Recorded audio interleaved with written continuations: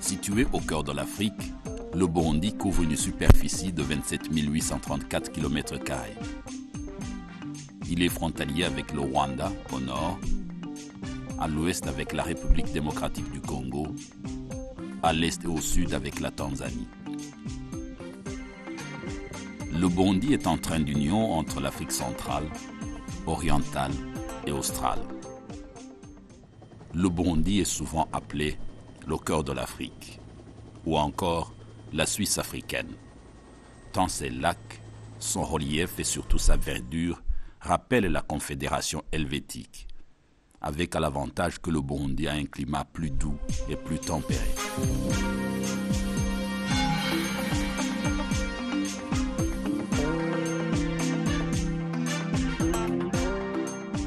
Le Burundi, appelé souvent le pays des 1000 collines, se caractérise par la présence de multiples collines, mais également par la variété des paysages.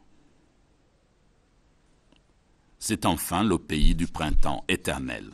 Le soleil est au rendez-vous 365 jours par an.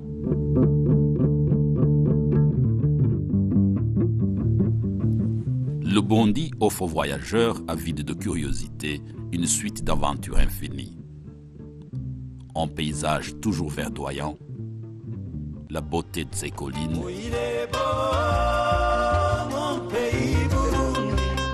les plateaux centraux s'étalent entre la crête Congo-Nil à l'ouest, les dépressions du Kumoso, de Mwiruzi et de Muyinga à l'est, et le massif de Birimé au sud.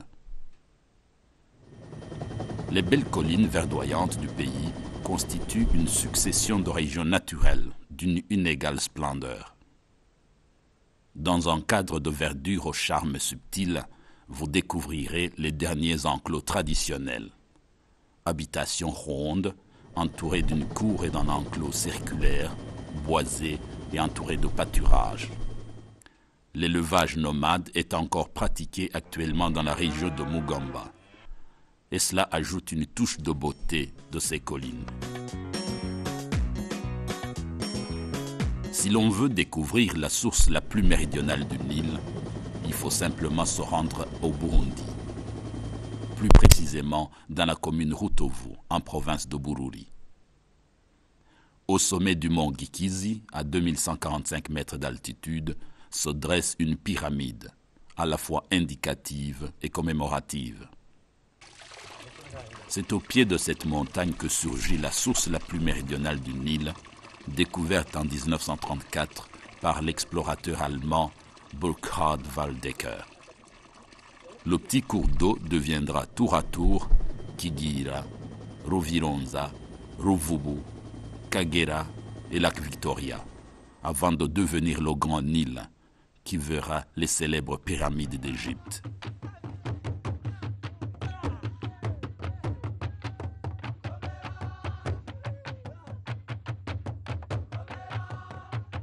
Gitega est la deuxième ville du pays. C'est là que se trouve le musée national. Ce musée conserve, depuis 1955, une magnifique et riche ethnographie. Il est constitué d'objets liés à la royauté et à la cour tels qu'ils subsistaient dans la première moitié du XXe siècle. Une collection archéologique impressionnante ainsi que des photos historiques. On y trouve réunies les plus anciennes photos des rois, des princes et des reines du siècle dernier. On y trouve également une multitude d'objets ayant appartenu aux hommes et aux femmes de ce pays.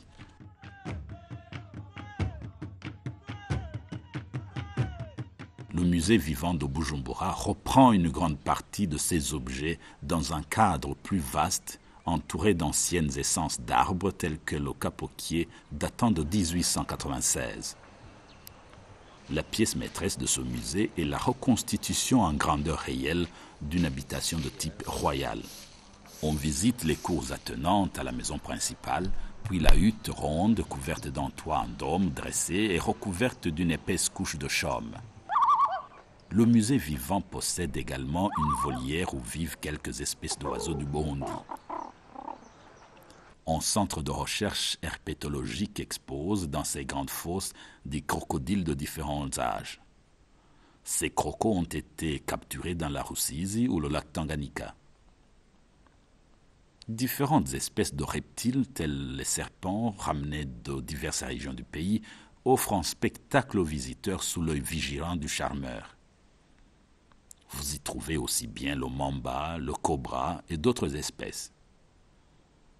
On peut également observer dans l'aquarium du musée vivant plusieurs sortes de petits poissons recueillis ici et là dans les fonds des eaux du lac Tanganyika. C'est aussi dans la petite réserve naturelle du musée qu'on peut contempler quelques gazelles en train de brouter dans un calme tranquillisant.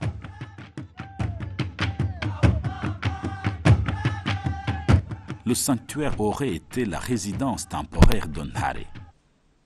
Il s'agit d'un sanctuaire de tambourinaires et d'une case de style traditionnel.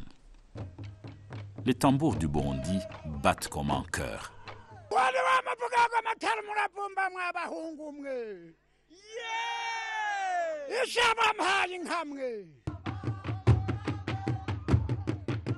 Chacun bat son rythme dans une harmonie surprenante. Le tambourinaire sollicite celui qui bat le tambour central, exécute une danse où se mêlent fantaisie et gravité.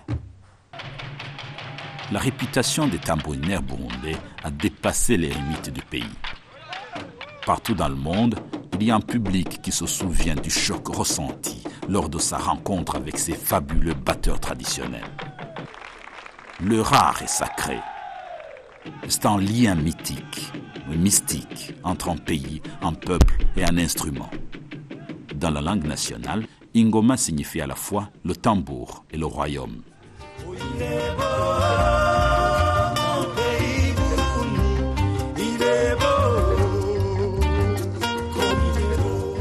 Le parc national de la Ruvubu, peu connu du grand public, se situe à l'est du Burundi. Il occupe une superficie de plus de 500 km² à des altitudes comprises entre 1300 et 1900 mètres.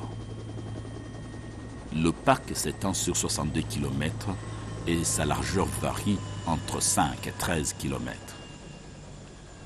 Le paysage y est composé de savanes arbustives et herbeuses, de galeries forestières et de grands marais à papyrus.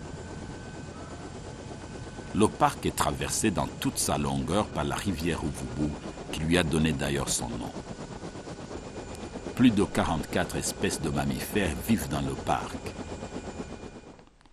La meilleure façon d'observer les animaux est d'effectuer des randonnées à pied en compagnie d'un guide.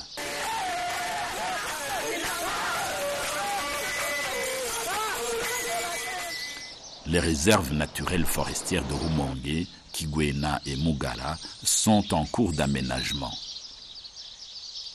Les chimpanzés et les cercopithèques y trouvent assez de nourriture. Ils y restent et s'y multiplient.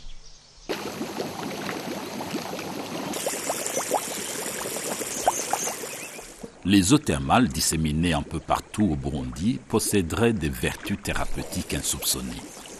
On enregistre des eaux thermales de Ruhwa en province Chibitoke, de Mugara, de Munini et de Muhweza en province Bururi.